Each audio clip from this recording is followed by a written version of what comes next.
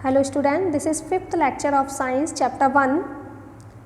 Previous video में हम जान चुके थे कि वेजिटेटिव रिप्रोडक्शन क्या होता है। इसमें हम जानेंगे difference base of dispersal of seeds.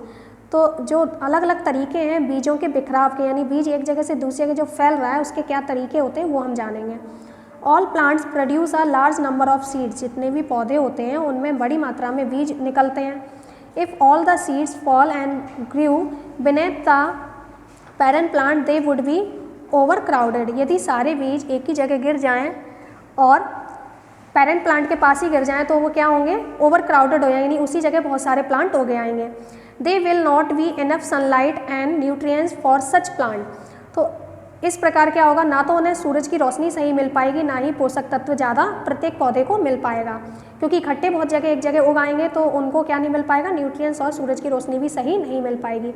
It is therefore very essential for seeds to be dispersed over a wide area to get favorable condition for growth। इसलिए बहुत ज़रूरी है कि जो भी बीजों का बिखराव है उसके लिए एक बड़ा क्षेत्र हो और सही कंडीशंस भी ग्रोथ के लिए हो।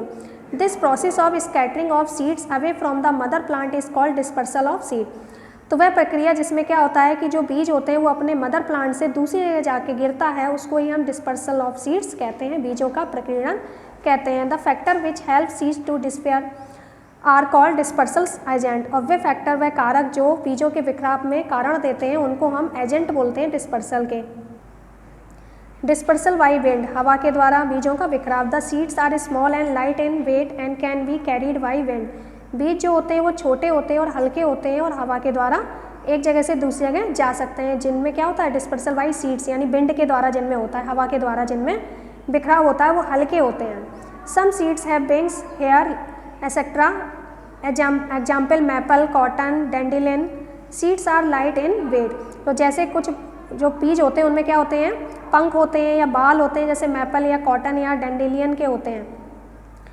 और ये बीज कैसे होते हैं, वजन में हल्के होते हैं। दे हैव पॉन्जी और fibrous outer coat so they can also float on water.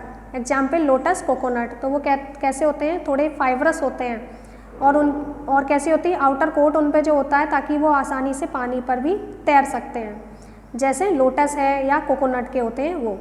Dispersal by explosion, यानी किसके द्वारा, बिखराव जो होता है, जैसे फली वगैरह होती हैं कैसी होती हैं, आपस में फट जाती हैं, यानी फटने के द्वारा इनमें बिखराव। Fruits of plant like P, Walsham and germanium burst open after ripening and drawing up.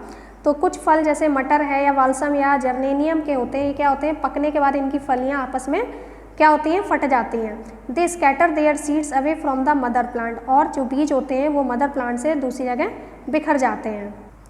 Dispersal by animals, बीजों के द्वारा बिखराव। Some fruit have spines and hook which get attached to the skin और फर ऑफ एनिमल्स। कुछ जो फल होते हैं उनमें क्या होते हैं, कांटे या हुक होते हैं जो क्या होते हैं, एनिमल्स की फर पे या स्किन पे अटैच हो जाते हैं, चिपक जाते हैं। Its gets carried to new places when the animal move. और इससे क्या होता है, ये दूसरी जगह चले जाते हैं, जब एनिमल जाता है तो उनके साथ ये भी दूसरी जगह चले जाते हैं। Some fruits have small yet hard seeds which come out along with the excreta from the bodies of bird and animals. कुछ फल ऐसे होते हैं जो छोटे होते हैं और जिनके बीज जो एनिमल्स खाते हैं, तो जब वो क्या करते हैं अपने शरीर से बॉडी पार्ट से ये वेस्ट प्रोडक्ट निकालते हैं तब वे बीज भी उनके शरीर से बाहर निकल आते हैं। एग्जाम्पल के लिए black plum, cherry, Apple, orange etcetera. तो इनके बीज जो होते हैं वो एग्जाम्पल के लिए इसके उदाहरण होते हैं। नेक्स्ट वीडियो में हम जानेंगे कि ग्रोइंग क्रॉप्स क्या होता है, क्रॉप के कितने प्रकार होते हैं और कल्टीवेशन क्रॉप की जो होती है वो क्या होती है।